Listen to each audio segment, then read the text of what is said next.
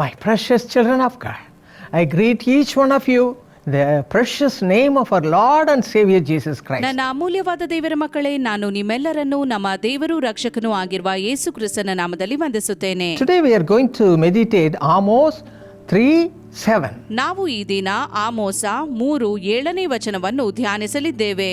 The sovereign Lord does nothing without revealing his plan to his servants the prophets. ಕರ್ತನಾದ ಯೆಹೋವನು ತನ್ನ ಸೇವಕರಾದ ಪ್ರವಾದಿಗಳಿಗೆ ತನ್ನ ರಹಸ್ಯವನ್ನು ತಿಳಿಸದೆ ಏನೂ ಮಾಡನು ಎಂದು ಬರೆದದೆ. Prophets. ಪ್ರವಾದಿಗಳು. So many are blessed with this gift. ಈ ವರದಿಂದ ಅನೇಕರು ಆಶೀರ್ವದಿಸಲ್ಪಟ್ಟಿದ್ದಾರೆ. This is a great gift. ಇದೊಂದು ದೊಡ್ಡ ವರವಾಗಿದೆ. But how to receive this gift? ಈ ವರವನ್ನು ಪಡೆಯುವುದು ಹೇಗೆ? We have to have a close communion with the Lord. ದೇವರೊಂದಿಗೆ ನಿಕಟವಾದ ಸಂಬಂಧವನ್ನು ನಾವು ಹೊಂದಿರಬೇಕು. Spending all our time with Jesus. ಯೇಸುವಿನೊಂದಿಗೆ ಸದಾ ನಮ್ಮ ಸಮಯವನ್ನು ಕಳೆಯಬೇಕು. Talking to him and walking with him. ಆತನೊಂದಿಗೆ ಮಾತನಾಡುತ್ತಾ ನಡೆಯುತ್ತಾ ಇರಬೇಕು. I have seen my husband talking to the Lord and walking with him all the time. ನನ್ನ ಗಂಡನು ಹೀಗೆ ಯೇಸುವಿನೊಂದಿಗೆ ಮಾತನಾಡುತ್ತಾ ನಡೆಯುತ್ತಿದ್ದದ್ದನ್ನು ನಾನು ನೋಡಿದ್ದೇನೆ. He'll be all the time spending his time with Jesus. ತನ್ನ ಎಲ್ಲಾ ಸಮಯವನ್ನು ಅವರು ಯೇಸುವಿನೊಂದಿಗೆ ಕಳೆಯುತ್ತಿದ್ದರು.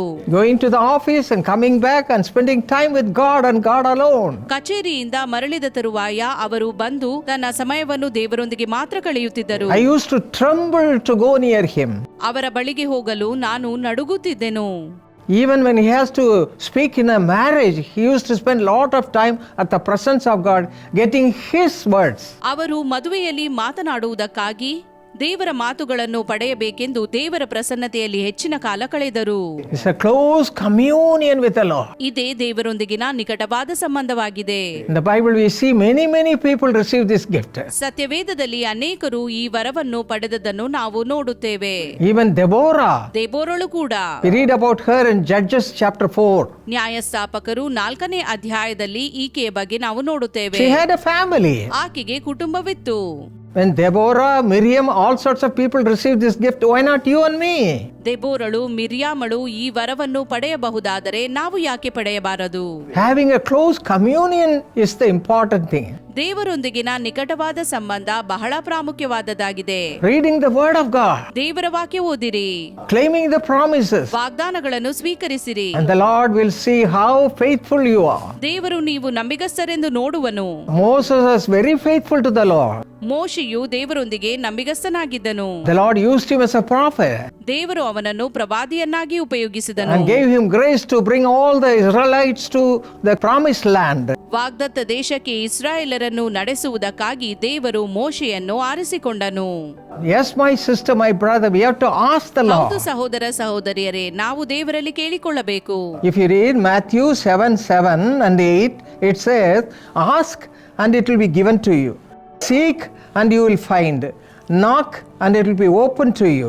For everyone who asks receives, and he who seeks finds, and to him who knocks it will be opened." ಮತ್ತಾಯ 7ನೇ ಅಧ್ಯಾಯ 7 ಮತ್ತು 8ನೇ ವಚನಗಳಲ್ಲಿ ನೋಡುತ್ತೇವೆ.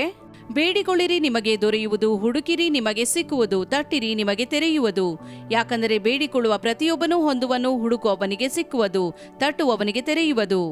Even now, my friends, let us ask the Lord. ಈಗ ಕೂಡ ಸ್ನೇಹಿತರೆ, ದೇವರಲ್ಲಿ ಬೇಡಿಕೊಳ್ಳುವ. We should live a holy life before the Lord. ಆತನ ಮುಂದೆ ನಾವು ಶುದ್ಧ ಜೀವಿತವನ್ನು ನಡೆಸಬೇಕು. We should not waste even a single minute. ಒಂದು ನಿಮಿಷವನ್ನಾದರೂ ನಾವು ವ್ಯರ್ಥವಾಗಿ ಕಳೆಯಬಾರದು. And we should have a close communion with the Lord. ದೇವರೊಂದಿಗೆ ಆತ್ಮೀಯ ಸಂಬಂಧವನ್ನು ನಾವು ಹೊಂದಿರಬೇಕು. Talking to him and walking with him. ಆತನೊಂದಿಗೆ ಮಾತನಾಡುತ್ತಾ ನಡೆಯುತ್ತಾ ನಾವು ಸಾಗಬೇಕು. Make up your mind to have such a glorious life. ಇಂಥ ಮಹಿಮೆಯುಳ್ಳ ಜೀವಿತಕ್ಕಾಗಿ ನಿಮ್ಮ ಮನಸ್ಸನ್ನು ಸಿದ್ಧಪಡಿಸಿಕೊಳ್ಳಿ. Right now the Lord is going to bless you. ಈಗಲೇ ದೇವರು ನಿಮ್ಮನ್ನು ಆಶೀರ್ವದಿಸಲಿದ್ದಾನೆ. Make you a prophet or a prophetess. ನಿಮ್ಮನ್ನು ಪ್ರವಾದಿಯಾಗಿ ಪ್ರವಾದಿನಿಯನ್ನಾಗಿ ಮಾಡುವನು. And use you for his glory. ತನ್ನ ಮಹಿಮೆಗಾಗಿ ನಿಮ್ಮನ್ನು ಉಪಯೋಗಿಸುವನು. Let us commit ourselves and look to him in prayer. ನಮ್ಮನ್ನು ಆತನಿಗೆ ಒಪ್ಪಿಸಿಕೊಟ್ಟು ಪ್ರಾರ್ಥನೆಯಲ್ಲಿ ಆತನನ್ನು ನೋಡುವ. Father, look unto all those who want the great gift of prophecy. ಪ್ರವಾದನ ವರವನ್ನು ವರವನ್ನು ಪಡೆಯಬೇಕೆಂದು ಬಯಸುವ ಪ್ರತಿಯೊಬ್ಬರನ್ನು ನೀನು ನೋಡು ಎಂದು ಬೇಡಿಕೊಳ್ಳುತ್ತೇನೆ ದೇವರೇ.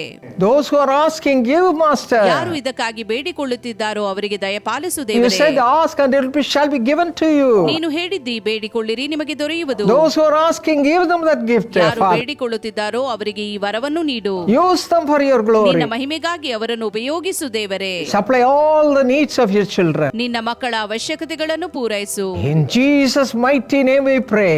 ದೇವರ ಘನವುಳ್ಳ ನಾಮದಲ್ಲಿ ಬೇಡಿದ್ದೇವೆ. Amen. ಆಮೆನ್.